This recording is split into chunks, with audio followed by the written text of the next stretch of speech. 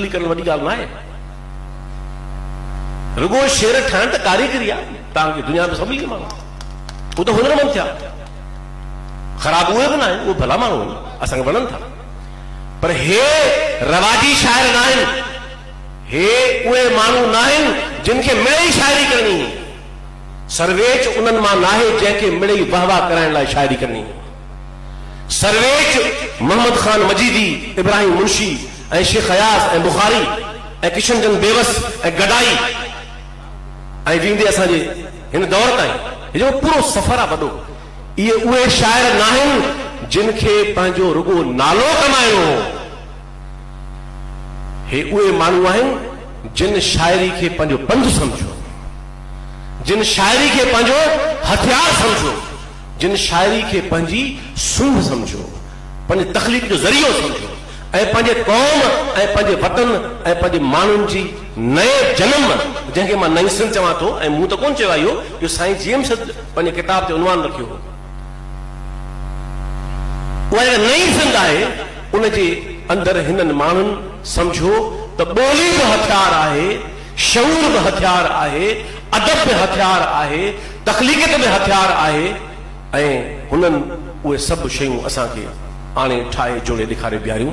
इन करे सर्वेच रुगो शाइर न आहे। उर्दू में तव्हांखे मूंखे शाइर उहो पढ़ंदा आहिनि, हज़ारे शाइर पिया आहिनि, कमाल काफ़िया, कमाल तशबीहूं, कमाल इस्तारा, कमाल तलमीहूं, कमाल बंदिशूं, नंढा बहर वॾा बहर, करतब बाज़ी जेका शाइरी में आहे उहा एतिरी कई आहे जो माण्हू खे वणे थी, मूंखे वणंदी आहे, पर उहा समाजनि खे नथी बदिलाए सघे। उहा लतीफ़ साईं चयो आहे न, सॼण हीअं थूणीअ जीअं, उहा पंहिंजे माण्हुनि, पंहिंजे अवाम, पंहिंजे समाज, पंहिंजे वतन जी अहिड़ी शाइरी जेका मिड़ई लफ़्ज़नि जी जादूगरी आहे, उहा पंहिंजे वतन ऐं पंहिंजे अवाम ऐं पंहिंजे दौर जी हीअं थूणी थी बीहे, इहो मुमकिन न आहे। सर्वेच उन्हनि माण्हुनि मां आहे जंहिंजी शाइरी सिंध जी हीअं थूणी आहे। तव्हां जॾहिं जॾहिं पाण खे मायूस कैफ़ियत में ॾिसो, हे सर्वेच खे पढ़ी ॾिसो, तव्हांखे अंदरां का कुवत हूंदी तव्हांखे उथारे बीहारे छॾींदी। इहो छा आहे?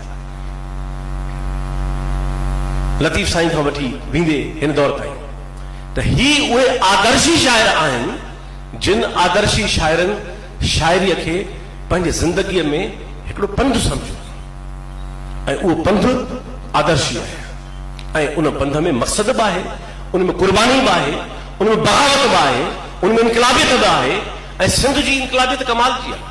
इहा तव्हांखे नंढे खंड में बंगाल में मिलंदी, आसाम में कुझु मिलंदी, छो उहो बंगाल आहे बेसिकली, तामिल में तव्हांखे मिलंदी, मां कुझु तर्जुमा पढ़ंदो आहियां अदब जा, पर तव्हांखे मजमूई तरह उहा इनकलाबियत उर्दू में न मिलंदी। हालांकि मां उर्दू शाइर जो आशिक़ आहियां, मूंखे वणंदी आहे ॾाढी घणी, पर इहा जेका सिंध जी इनकलाबियत आहे, जेका ताज साहब ॻाल्हि कई ऐं सर्वेच जे हवाले सां दुरुस्त ॻाल्हि कई, ऐं इहा सिर्फ़ु सर्वेच में न आहे, अयाज़ बि ईअं आहे, गदाई बि ईअं आहे, बुखारी बि ईअं आहे, अहमद बि ईअं आहे, आकाश अंसारी बि ईअं आहे, हलीम बाग़ी बि ईअं आहे, मज़हर लगारी बि ईअं आहे, हसन दर्स बि ईअं हो, ऐं ॿिया सिंध में तमामु घणा हसीन शाइर पिया आहिनि जेके।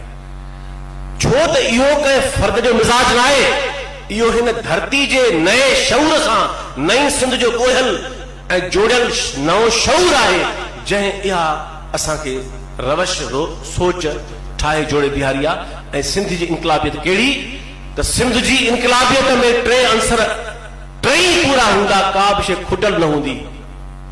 उन में इनकलाबियत बि हूंदी, बाग़ी बग़ावत बि हूंदी, वतन दोस्ती ऐं पंहिंजी क़ौम सां इश्क जो ख़मीर बि हूंदो, ऐं रुगो क़ौम न, क़ौम में त जागीरदार बि आहिनि, वॾेरा बि आहिनि, क़ौम में त बदबूदार क़ुवतूं बि आहिनि, क़ौम में त अवाम दुश्मन क़ुवतूं बि आहिनि, क़ौम में त रुजत परस्त बि आहिनि, क़ौम में त हे इंतहा पसंद मुलयत बि आहे, क़ौम में त जहालत जा बि कुतुब मीनार वेठा आहिनि। रुगो लफ़ाज़ी में क़ौम न, ऐं सर्वेच ओड़ी क़ौम कोन कई आहे।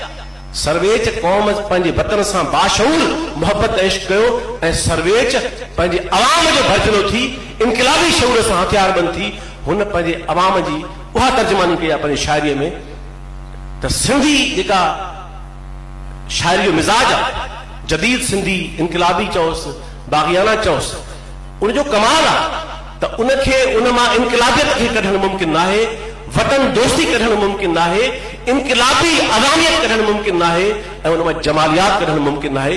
इहे सभई शयूं रिवायतूं तव्हांखे फैज़ तमामु वॾो शाइर आहे, मां उनजो आशिक़ आहियां, तव्हांखे फैज़ में सभु अंसर न मिलंदा। साहिर कमाल शाइर आहे, तव्हांखे इहे सभई अंसर न मिलंदा। मखदूम मुहिउद्दीन कमाल शाइर आहे, फैज़ खां बि थोरो हमअसर भी है, थोड़ी भी है। रात के माथे पे आजरदा सितारों का हुजूम, सुबह दरख्शां के तुलू होने तक है। यो मखदूम पर तव्हांखे हीअ शइ न मिलंदी। ये जंग है, जंग आजादी, वो आजादी हिंदुस्तान वतन वो। पर हीअ जेका सिंध जे मज़ाहिमती इनकलाबी ऐं वतनदोस अदब ऐं शाइरी जी रिवायत है, इन करे इहा रुगो अदब न कोन्हे, इहा असांजे मजमूई उन नई सिंध जे नए फिक्र जो हिकिड़ो इज़हार आहे, शिकिल आहे जेका अदब में बीठी। ऐं सरवेज उन जे महंदारनि मां आहे, ऐं सरवेज उन रिवायत जो अमीन आहे, ऐं सरवेज पंहिंजे अंदाज़ सां, पंहिंजे लहजे सां कमाल शयुनि मां तव्हांखे चंद मिसाल ज़रूरु ॾियणु चाहींदुसि। ऐं तव्हां शाइरी पढ़ंदव सरवेज जी त रुगो इनकलाबियत, रुगो वतन दोस्ती ऐं रुगो, ऐं जॾहिं मां चवां थो अवामी, यादि रखणु खपे इहो असां वटि ॾाढो लफ़्ज़ ग़लति इस्तेमालु थियो आहे। उस्ताद बुखारी अवामी, बाबा अवामी जा ॿ मतिलब आहिनि। हिकिड़ो आहे मुरवज अवामी, मशहूर जंहिंखे चइबो आहे पॉपुलिस्ट, उर्फ़े आम। हिकिड़ी त उहा शाइरी बि आहे, उहा त रदी शाइरी ज़माने में सदियुनि खां पई हले। बेरूह शाइरी कुझु कोन्हे, सखणी लफ़ाज़ी आहे, तुकबंदी आहे। बुखारी ऐं सरवेज ऐं मुंशी ऐं मोहम्मद खान मजीदी ऐं ॿिया जा घणा शाइर, इहे अवामी इनकलाबियत जा शाइर आहिनि। जेका हुननि जी अवामियत आहे उहा मुरवज अवामियत न आहे त माण्हुनि जे पंहिंजे दौर जे जहालत जे मती थी, उनजो ॿेझू थी, उन जी ओड़ी तर्जुमा न। ही नए दौर जे शऊर सां सलाडल अवाम जो तक़दीर ऐं नसीब तब्दील कंदड़, उन्हनि खे नओं गस ॾींदड़, उहा जेका इनकलाबियत। इन करे जॾहिं बि अवामी चओ हिननि माण्हुनि खे त हू रवाजी, हू कैसेटनि वारा बि अवामी आहिनि, तव्हां ॿुधंदा हूंदव। ही जेका अवामियत आहे इहा इनकलाबी शऊर सां सलाड़ियल अवामियत आहे, जंहिंजो महंदार हिकु सरवेज सिजावली आहे। त मां सम्झां थो त इहा असांजी ॿोलीअ जी हिकिड़ी ख़ुशनसीबी आहे त जिते हिकु तरफ़ असां वटि फिक्र आहे, तव्हांखे नाला ॿुधाया मूं उन्हनि माण्हुनि जा जिन इन सही शइ खे मिटी ॻोही आहे, त वरी अदब जो दौरु आयो पूरो हिकिड़ो, ऐं ज़ाहिरा शाइरी में वॾो जादू आहे। त इन करे जेका सिंध जी मज़ाहिमत हुई उहा अहिड़ी शाइरी खां सवाइ सिंध कॾहिं न करे सघी आहे। जेका सिंध जो इज्तिमाई शऊर, जेका सिंध मज़ाहिमत कंदी रही अयूब खान सां, वञण जे ख़िलाफ़ ज़ियाशाहीअ सां, ऐं रुगो ज़ियाशाही सां न, अयूब सां न, मुशर्रफ सां न, मुल्लाहियत सां बि, रुजत परस्ती सां बि, कूड़ी जाहिलाना अक़ीदे परस्ती सां बि, औहाम परस्ती सां बि, उन सॼी जेका दौर में जेका सिंध जेका मज़ाहिमत कई उहा अहिड़ी शाइरीअ खां सवाइ, अहिड़े अदब खां सवाइ मुमकिन न हुई। इन करे सरवेज ऐं हीउ जेको पूरो दौर आहे, जेका इहा अदब जी जेका पूरी रिवायत आहे, इहा असांजे तारीख़ जो हिकिड़ो दरख़्शां बाब आहे, हिकिड़ो हसीन बाब आहे, असांखे फ़ख्रु आहे। असां न हूंदासीं असांजा ईंदड़ नस्ल फ़ख्रु कंदा, छाकाणि त उहे नस्ल इहो सम्झंदा त हीअ सिंध बचे ई न हा, हुननि ताईं पुॼे ई न हा, जेकॾहिं उन सिंध में हू फिक्र न हुजे हा, अहिड़ी शाइरी न हुजे हा, सिंध में इहा मज़ाहिमत न हुजे हा, इहा वतन दोस्ती न हुजे हा, इहा इनकलाबियत न हुजे हा, ऐं इनकलाबी अवामियत न हुजे हा, त सरवेज जो जेको कदुबत आहे ऐं सरवेज जहिड़नि माण्हुनि जो, इहो इनखे जेसि ताईं इन वसी न ॾिसबो पस मंज़र में ऐं पेश मंज़र में, तॾहिं हुननि जी सही कथ थी कोन सघंदी। हीउ ईअं न आहे त कोई हिकिड़ो शाइर थो उथे ॾाढा सुहिणा शेर लिखनि, हू हिकिड़ी वॾी रिवायत जो नुमाइंदो आहे पंहिंजे दौर में, उनजो लहजो आहे पंहिंजो अमीन आहे, हिकिड़ी रिवायत आहे पूरी जंहिंजो लहजो बि आहे, अमीन बि आहे, सिरजणहार बि आहे, उनजो सिपाही बि आहे, ऐं उनजो छा छा न आहे। मां तव्हांखे ॻाल्हि पूरी थो कयां, मां सिर्फ़ु तव्हांखे सर्वेज साईं जा ॿ टे मिसाल तौर, कुझु शेर थी विया उहे कोन वरजाइबा, पर जेके कुझु हिकु ॿ मिसाल, पोइ मां पंहिंजी ॻाल्हि खे पूरो थो कयां। वो सर्वे जंहिं चयो त इनकलाब बस इनकलाब आयो खपे, उनजी को बि शेर इन खां सवाइ इनकलाब खां सवाइ न आहे, पर सिंध सर्वे जी मोहब्बत जो इश्क जो महवर आहे। मां तव्हांखे सिर्फ़ हिकु उन में जेके अथसि मिसाल ही ॿुधो, रुगो मां इन करे थो तव्हांखे सवेर हेॾी तमीद ॿधमि, रुगो सिंध सिंध करण ई आहे लफ़ाज़ी बि थी सघे थी, मिड़ई रुगो लफ़्ज़ वरजाइण, बेरूह लफ़्ज़, बेफ़िक्र लफ़्ज़, इहा बि शाइरी थिए थी ऐं मिड़ई उनजो को कारज कोन्हे। पर ही जीअं त साईं दोस्त चयो त 3 दर्जा पढ़ियल हो, 3 दर्जा पढ़ियल, हे दर्जा ॿिया आहिनि, जेके दर्जा हिननि पढ़िया आहिनि उहे दर्जा ॿिया आहिनि। ईअं त साईं GM साहिब 3 बि कोन पढ़ियो, भली इहो साहब चवंदो मां कॾहिं ज़िंदगी में स्कूल कोन वियुसि रेगुलर।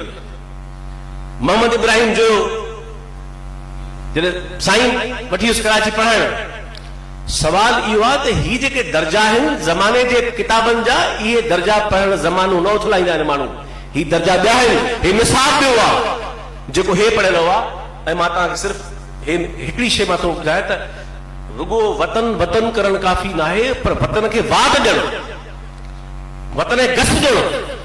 तव्हां ॾिसो चए थो त तूं सिंध लाइ,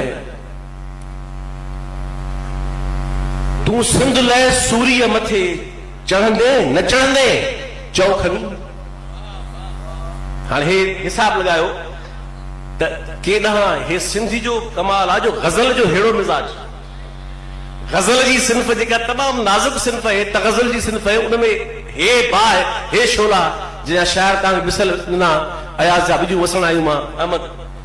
तूं सिंध लाइ सूर्य मथे चढ़ंदे न चढ़ंदे चओ खणी, हिन क़ौम लाइ क़ैदनि अंदरि कढ़ंदे न कढ़ंदे चओ खणी। जिन जिन बि मारिया हिकमत अमलियूं बि आहिनि, वाटूं बि आहिनि, सुजागी भी आहे, शऊर भी आहे, छा छा न आहे शेर में। जिन जिन बि मारिया ऐं मुठा महबूब मादर जा बचा, तिन तिन लुचन सां लालना लड़ंदे न लड़ंदे चओ खणी। ही गीत आज़ादी संदा, ही गीत आज़ादी संदा, जिन में बगावत पई बखे, ॼण त पंहिंजे लाइ बि चए थो ऐं पंहिंजे दौर जे शागिर्द लाइ चए थो। ही गीत आज़ादी संदा, जिनमें बगावत पई बखे, से गीत घर घर घोटिया, पढ़ंदे न पढ़ंदे चौखणी। घोटिया पढ़ंदे न पढ़ंदे चौखणी। जंहिं दुख में